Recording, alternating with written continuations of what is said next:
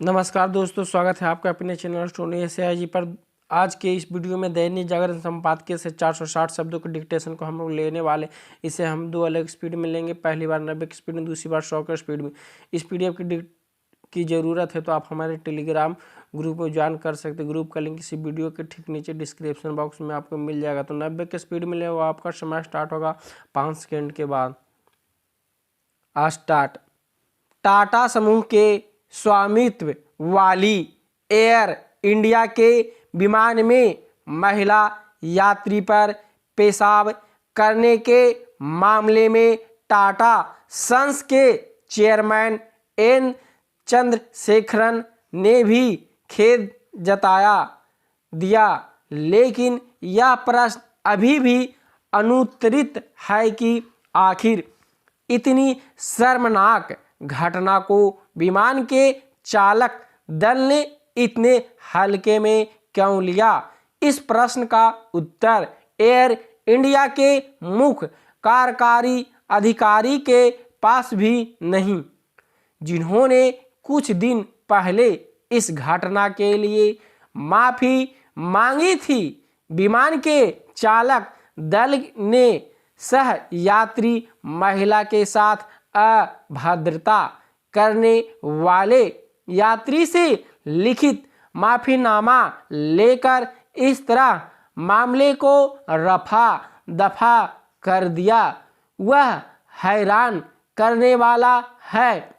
यह समझना भी कठिन है कि घटना के बाद पीड़ित महिला को वैकल्पिक सीट देने की जहमत क्यों नहीं उठाई गई।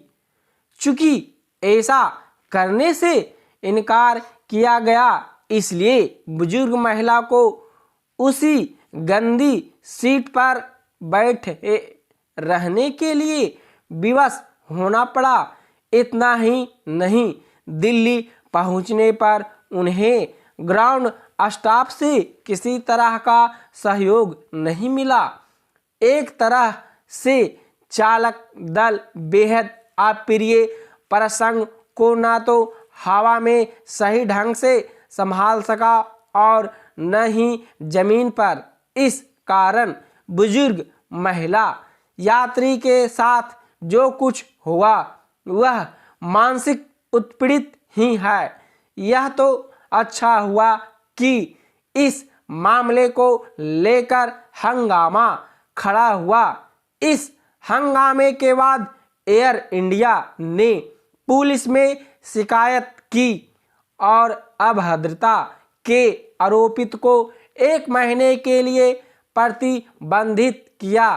अब आरोपित को गिरफ्तार कर लिया गया है, लेकिन इतना ही पर्याप्त नहीं। उन कारणों की तह तक जाना चाहिए जिनके चलते एयर इंडिया के चालक दल ने आरोपित को सबक सिखाने वाली कोई कार्रवाई नहीं की।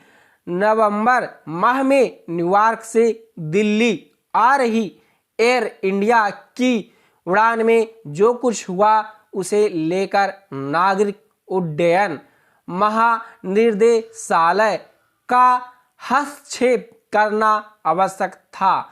उसके हस्तक्षेप के बाद ही घटना का गवाह बने विमान के चालक दल को 1 माह के लिए ड्यूटी से हटाया गया।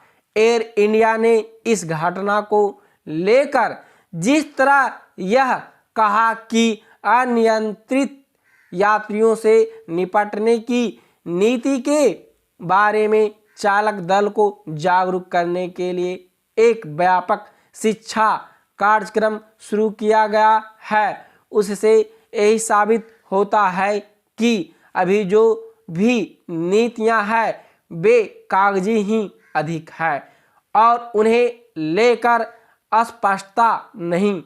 यदि ऐसा नहीं होता तो उक्त मामले से इतने भद्दे तरीके से नहीं निपटा गया होता। चूंकि जैसी घटना एयर इंडिया के विमान में घटी वैसी घटनाएं घटती ही रहती है।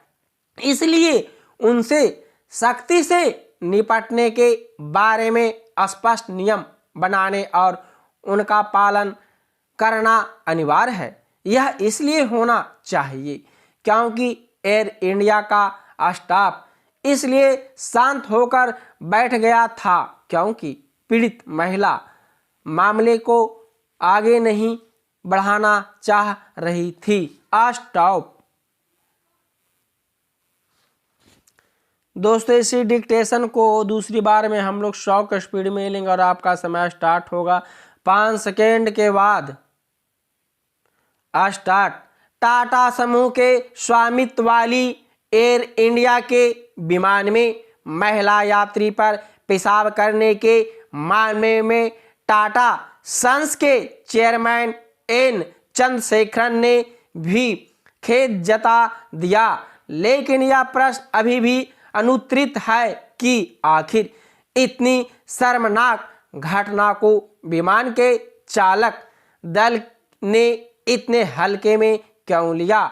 इस प्रश्न का उत्तर एयर इंडिया के मुख्य कार्यकारी अधिकारी के पास भी नहीं, जिन्होंने कुछ दिन पहले इस घटना के लिए माफी मांगी थी। विमान के चालक दल ने सह यात्री महिला के साथ अभद्रता करने वाले यात्री से लिखित माफीनामा लेकर जिस तरह मामले को रफा दफा कर दिया वह हैरान करने वाला है। यह समझना भी कठिन है कि घटना के बाद पीड़ित महिला को वैकल्पिक सीट देने की जहमत क्यों नहीं उठाई गई, चूंकि ऐसा करने से इनकार किया गया, इसलिए बुजुर्ग महिला को उस गंदी सीट पर बैठे रहने के लिए विवश होना पड़ा।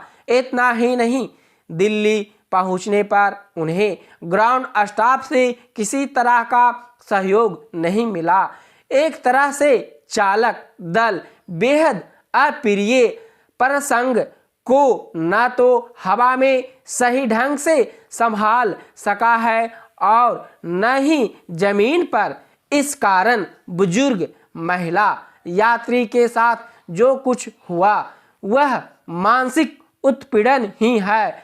यह तो अच्छा हुआ कि इस मामले को लेकर हंगामा खड़ा हुआ। इस हंगामे के बाद एयर इंडिया ने पुलिस में शिकायत की और अभद्रता के आरोपित को 1 महीने के लिए प्रतिबंधित किया। अब आरोपित को गिरफ्तार कर लिया गया है, लेकिन इतना ही पर्याप्त नहीं, उन कारणों की तह तक जाना चाहिए जिनके चलते एयर इंडिया के चालक दल ने आरोपित को सबक सिखाने वाली कोई कार्रवाई नहीं की। नवंबर माह में न्यूयॉर्क से दिल्ली आ रही एयर इंडिया की उड़ान में जो कुछ हुआ उसे लेकर नागरिक उड्डयन महानिदेशालय का हस्तक्षेप करना आवश्यक था। उसके हस्तक्षेप के बाद ही घटना का गवाह बने विमान के चालक दल को 1 माह के लिए ड्यूटी से हटाया गया।